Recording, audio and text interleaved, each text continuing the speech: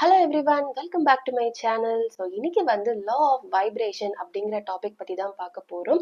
So law of வைப்ரேஷன்னா என்ன, அதை எப்படி வந்து யூஸ் பண்ணணும், மேனிஃபெஸ்டேஷனுக்கு அது எந்த அளவுக்கு முக்கியம் அப்படிங்கிறத பற்றிலாம் தான் இந்த வீடியோவில் பார்க்க போகிறோம். அண்ட் வாங்க வீடியோக்குள்ளே போகலாம். வைப்ரேஷன் அப்படின்னு சொல்லும் பொழுது உங்களுக்கு என்ன ஞாபகத்துக்கு வருது?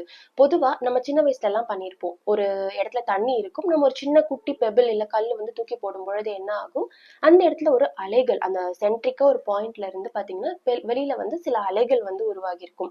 அது நம்ம அங்கங்க போட போக அந்த அலைகள் வந்து விரிஞ்சு போய்கிட்டே இருக்கும். ஸோ மேனிஃபெஸ்டேஷன்லயும் சரி, மெட்டாபிசிக்ஸ் அப்படிங்கிற டாபிக்லயும் சரி என்ன சொல்றாங்கன்னா, வைப்ரேஷன்ங்கிறது ரொம்ப ரொம்ப முக்கியமான ஒரு விஷயம். அதாவது நம்மளை சுத்தி இருக்கக்கூடிய இந்த பிரபஞ்சத்துல ஒரு பொருளுமே, அதாவது அது ஒரு சாலிடா இருக்கலாம், நகரக்கூடிய பொருளா இருக்கலாம், இல்ல நகர முடியாத பொருளா இருக்கலாம். சும்மா ஒரு பால் ஒரு இடத்துல இருக்குன்னு வச்சுக்கோங்க, இல்ல சும்மா ஒரு டேபிள் ஒரு இடத்துல இருக்குனாலுமே அதுவுமே மைக்ரோஸ்கோபிக் லெவல்ல ஒரு வைப்ரேஷன் அதுல நடந்துட்டே இருக்கும்னு சொல்றாங்க. அதாவது அந்த டைனியஸ்ட் பார்ட்டிகல் ஆட்டம்னு நம்ம எல்லாருக்குமே தெரியும். ஸோ எல்லா ஆட்டமுமே ஏதோ ஒரு இடத்துல வந்து வைப்ரேட்டிவ் ஸ்டேட்ல தான் இருக்கு. ஸோ அது சாலிடாவும் இருக்கலாம், இல்ல லிக்விடாவும் இருக்கலாம், கேசியஸ் ஸ்டேட்டாவும் இருக்கலாம், எதுவா வேணா இருக்கலாம்.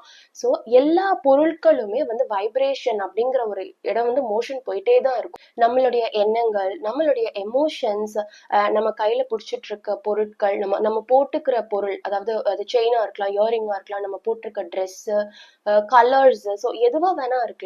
நம்மளை சுத்தி, நம்மளையும் சேர்த்து நம்மளை சுத்தி இந்த பிரபஞ்சத்துல இருக்கக்கூடிய எல்லா விஷயங்களுமே ஒரு ஃப்ரீக்குவன்சில வைப்ரேட் ஆகிட்டே தான் இருக்கு. ஒட்டுமொத்தமா பாத்தீங்கன்னா இந்த பிரபஞ்சமும் ஒரு குறிப்பிட்ட வைப்ரேஷன்ல தான் எப்பவுமே இருக்கு. அதாவது சைலண்டா எதுவுமே இல்லை, எல்லாமே வைப்ரேட் ஆயிட்டே இருக்கு. வைப்ரேஷன் எப்படி இருக்கும் பாத்தீங்கன்னா ஒரு வேவ் மாதிரி இருக்கும். நான் ஆல்ரெடி சொன்ன மாதிரி தண்ணியில கல்ல தூக்கி போடும்போது ஒரு வேவ் பேட்டர்ன் வரும். ஸோ அந்த ஒரு ஃப்ரீக்குவன்சில தான் வைப்ரேஷன் அப்படிங்கிறது எப்பவுமே இருக்கும். யூனிவர்ஸ்க்குன்னு ஒரு ஸ்டாண்டர்டான ஒரு அபண்டன்ட் ஹையர் ஃப்ரீக்குவன்சி இருக்கும், ஓகேங்களா?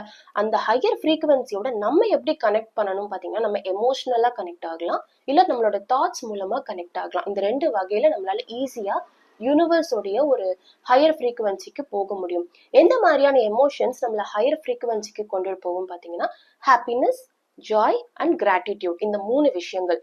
ஸோ இந்த 3 விஷயங்கள் வச்சுட்டு நீங்க வந்து யூனிவர்ஸோடைய ஹையர் ஃப்ரீக்குவன்சிக்கு கனெக்ட் ஆக முடியும். இன்னொன்னு பாத்தீங்கன்னா மேனிஃபெஸ்டேஷன், நம்மளுடைய தாட்ஸ் மூலமா. ஃபார் எக்ஸாம்பிள் ஒரு சிம்பிள் கான்செப்ட் நான் சொல்றேன். இப்ப ரேடியோ அலைகள் பாத்தீங்கன்னா, ரேடியோ வேவ்ஸ், நம்மளுக்கு ரேடியோ டெய்லி கேட்கிறோம், பாட்டு கேட்கிறோம், அதே மாதிரி ஒருத்தருக்கு கால் பண்ணி மொபைல் மூலமா பேசுறோம், வீடியோ பாக்குறோம், வீடியோ கால் பண்றோம். இது எல்லாமே வந்து எப்படி நடக்குது? ஓகே, இது எல்லாமே வந்து ஒரு ஃப்ரீக்குவன்சி இருக்கு, பட் நம்ம கண்ணுக்கு தெரியல. நம்ம கண்ணுக்கு தெரியாத ஒரு ஃப்ரீக்குவன்சில இருக்கக்கூடிய, பெஸ்ட் எக்ஸாம்பிள் ரேடியோ எடுத்துக்கோங்களேன். ஒரு ஃப்ரீக்குவன்சில ஒரு சேனல் இருக்கு. அது எப்படி டிராவல்ஸ் ஆகுது நம்ம கண்ணுக்கு தெரியாது, பட் நம்ம கண்ணுக்கு தெரியலங்கிறதுக்காக ஒரு விஷயம் அங்க இல்லைன்னு ஆயிடலையே. அந்த விஷயம் அங்க இருக்கு, பட் நம்ம கண்ணுக்கு தெரியல. நம்ம என்ன பண்றோம், நம்பிக்கையா அந்த சேனல்ல வந்து திருப்புறோம். இப்போ லைக் 98.5 அப்படின்னு வச்சாக்கா ஒரு எஃப்எம் வருது, ஓகேங்களா? ஸோ அதே மாதிரிதான் நம்ம அதை நம்பி அந்த எஃப்எம் நம்ம டியூன் பண்றோம். அதே மாதிரி நம்மளுடைய எண்ணங்களையும் நம்மளுடைய எமோஷன்ஸையும் நம்ம பிரபஞ்சத்துடைய ஒரு ஹையர் ஃப்ரீக்குவன்சிக்கு நம்ம டியூன் பண்ணிக்கிட்டா, நம்ம நினைக்கிற எல்லாத்தையுமே நம்மளால ரொம்ப ஈஸியா சுலபமா மேனிஃபெஸ்ட் பண்ண முடியும். யூனிவர்ஸோடைய ஹையர் ஃப்ரீக்குவன்சிக்கு நம்மளை கொண்டு போகக்கூடிய தாட்ஸ் என்னன்னு பாத்தீங்கன்னா, பாசிட்டிவ் தாட்ஸ் தான், ஓகேங்களா? நெகட்டிவ் தாட்ஸ் நீங்க யோசிக்கிறீங்க, இல்ல ரொம்ப சோகமா இருக்கீங்க, ரொம்ப அழுறீங்க, கத்துறீங்க, கோபம் வருதுன்னா இது எல்லாமே நம்மள லோவர் ஃப்ரீக்குவன்சிக்கு கொண்டு போயிடும். லோவர் ஃப்ரீக்குவன்சில இருக்கிறவங்கள பாத்தீங்கன்னா அவங்களால எதையுமே மேனிஃபெஸ்ட் பண்ணவே முடியாது.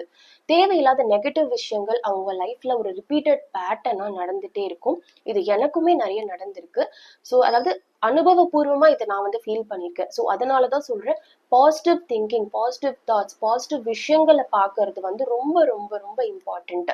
அதுதான் உங்களை யூனிவர்ஸோடைய ஹையர் ஃப்ரீக்குவன்சிக்கு கொண்டு போகும். ஹையர் ஃப்ரீக்குவன்சில நீங்க இருந்தா என்னென்ன அட்வான்டேஜ் அப்படின்னு பார்க்கலாம், ஓகேங்களா? ஹையர் ஃப்ரீக்வன்சி இப்ப நான் சொல்றேன், டைரக்டா வந்து இப்ப 98.5 அப்படின்னு ஒரு எஃப்எம் நீங்க டியூன் பண்றீங்கன்னா டைரக்டா உங்களுக்கு அந்த சேனல் வந்து கிடைச்சிருது. ஓகே, நீங்க போயிட்டு எதுவும் தேடிட்டு எல்லாம் இல்ல. அதேதான் நான் சொல்றீங்க. நம்ம வந்து ஹையர் ஃப்ரீக்குவன்சில நம்ம ஒரு ஒரு பாயிண்ட் ஆஃப் கான்டாக்டா நம்மள ஏற்படுத்திக்கிறோம், நம்ம உருவாக்கிக்கிறோம்னு பாத்தீங்கன்னா, நம்ம என்ன நினைச்சாலும் பிரபஞ்சம் நம்மளுக்கு உடனே ஆன்சர் பண்ணிடும். ஓகே, இதையுமே நான் கண் கூட என் லைஃப்ல அனுபவிச்சிருக்கேன். நான் நினைக்கிற நிறைய விஷயங்கள் எனக்கு உடனே உடனே அடுத்து நடந்துரும். ஏன்னா நான் எப்பவுமே பிரபஞ்சத்துடைய அந்த ஹையர் ஃப்ரீக்குவன்சில இருக்கணும் அப்படின்னு சொல்லிட்டு ரொம்ப கான்சியஸா இருப்பேன். ஸோ கான்சியஸா நீங்க இருக்கும் பொழுது ஆட்டோமேட்டிக்கா நீங்க யூனிவர்ஸோடைய அந்த பிரபஞ்சத்துடைய அந்த அண்டத்தினுடைய ஒரு ஃப்ரீக்குவன்சி லெவல்ல நீங்க எப்பவுமே இருப்பீங்க. பிரபஞ்சத்தோட ஃப்ரீக்குவன்சியோட நீங்க இருக்கும் பொழுது நீங்க நினைக்கிற விஷயங்கள் உங்களுக்கு ரொம்ப சுலபமா மேனிஃபெஸ்ட் ஆயிடும். ஸோ அதுதான் சொல்றேன், லா ஆஃப் வைப்ரேஷன். இது இன்னும் ஒரு பெரிய டாபிக். இன்னும் டீட்டெயிலா நம்ம வரப்போற வீடியோக்கள்ல நிறைய எக்ஸாம்பிள்ஸோட பார்க்கலாம். அண்ட் என்னோட அனுபவங்களையும் நான் உங்களோட ஷேர் பண்ணிக்கிறேன். அண்ட் இந்த வீடியோ பிடிச்சிருந்ததுன்னா நீங்க எனக்கு கமெண்ட்ல சொல்லுங்க, உங்களோட ரிவ்யூ சொல்லுங்க. ஸோ தட் எனக்கு அடுத்தடுத்த டாபிக்ஸ் எடுத்துட்டு போறதுக்கு ரொம்ப சுலபமா இருக்கும். அண்ட் இந்த வீடியோ பிடிச்சிருந்ததுன்னா எனக்கு லைக் பண்ணுங்க, சேனலுக்கு மறக்காம சப்ஸ்கிரைப் பண்ணுங்க. அண்ட் இன்னொரு சூப்பரான டாபிக்ல பார்க்கலாம். ஆனா அது வரைக்கும் எல்லாரும் பாசிட்டிவ் திங்கிங் பண்ணுங்க, மேனிஃபெஸ்ட் பண்ணிட்டே இருங்க. உங்க லைஃப் உங்க கண்ணு முன்னாடி மாறிக்கிட்டே இருக்கும். அண்ட் இந்த 2025 உங்க வாழ்க்கையை மாற்றக்கூடிய ஒரு வருஷமா கண்டிப்பா அமையும். நன்றி, பாய்.